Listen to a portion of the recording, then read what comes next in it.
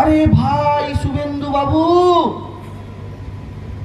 আপনি বলছেন বাংলায় ক্ষমতায় এলে অন্নপূর্ণার ভান্ডার করবেন আর 3000 টাকা বাংলার মায়েদের দেবেন। এটা কত বড় মিথ্যে কথা আমি এখানে বলে যাচ্ছি, প্রমাণ করছি। বিজেপির কোন বন্ধু যদি মনে করেন এটার উত্তর দেবেন, অপেক্ষায় রইলাম। বিজেপি বলছে দিদি 1000 টাকা দিচ্ছে, আমরা ক্ষমতায় এলে অন্নপূর্ণার ভান্ডার করে 3000 দেব।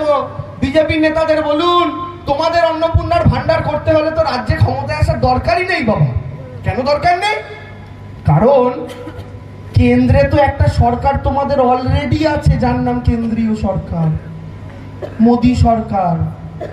তো তুমি বাবা শুভেন্দু বাবু নরেন্দ্র মোদীকে বলো না, মোদীজি কেন্দ্রীয় সরকারের থেকে একটা প্রকল্প আনুন অন্নপূর্ণার ভান্ডার, যেটাতে ভারতবর্ষের সব মহিলা 3000 টাকা করে পাবে। তো ভারতের সবাই পেলে বাংলার মায়েরাও পাবে। তখন বাংলার মায়েদের 2 হাতে লাড্ডু হবে, মোদী দেবে 3000, দিদি দেবে 1200, মায়েরা পাবেন 4200। বলুন বলুন আগে কেন্দ্র যদি করতে পারে তাহলে মায়েরা বিশ্বাস করবে, তাহলে রাজ্যে এলে তোমরাও দেবে। তখন তোমরা রাজ্যে এলে 3000 নয় 30,000 দাও। কিন্তু কেন্দ্র থেকে করতে পারবে না। কেন? কারণ মায়েরা মোদী শুধু নিতে শিখেছে, কোনোদিন দিতে শেখেনি। ক্ষমতায় আসার আগে বলেছিল 14 সালে, তখন গ্যাসের দাম ছিল 400। মোদী বলেছিল আমাদের ভোট দাও, ক্ষমতায় এলে 400-র গ্যাস 200 হবে। গোটা ভারতবর্ষের লোকজন শুনে সেই কি আনন্দ, ইভিএমে গিয়ে প্যাঁ ফু করে এমন টিপেছে ইভিএমে পদ্ম ভুলে, মোদী ক্ষমতায়। ভেবেছে 400-র গ্যাস এবার 200 হবে, আহারে কি সুখ। তারপরে ঘুম থেকে উঠে দেখছে 1200। কিন্তু কি করবে, ভোট দিয়ে ফেলেছে। এইভাবে প্রত্যেকটা জিনিসে, পেট্রোলের দাম ছিল তখন 60 টাকা কংগ্রেসের সময়।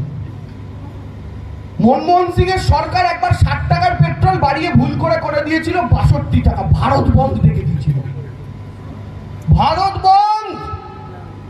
60-এর পেট্রোল 62 বলে ভারত বন্ধ রেখেছিল স্মৃতি ইরানি। বিজেপির নিচের তলা হচ্ছে সিপিএম এর হারমাত, আর উপরের তলা হচ্ছে তৃণমূলের পচামার। আমাদের দল থেকে যত ফেলে দেওয়া পচা সবজি, সেইগুলাকে নিয়ে গিয়ে বিজেপি দলটা তৈরি করেছে।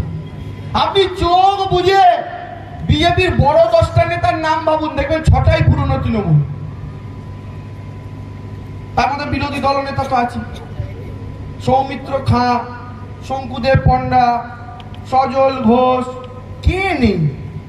হাতে কোনো দিলীপ ঘোষের মতো 1-2 ছিল যারা পুরনো বলে সাইড করে দিয়েছে।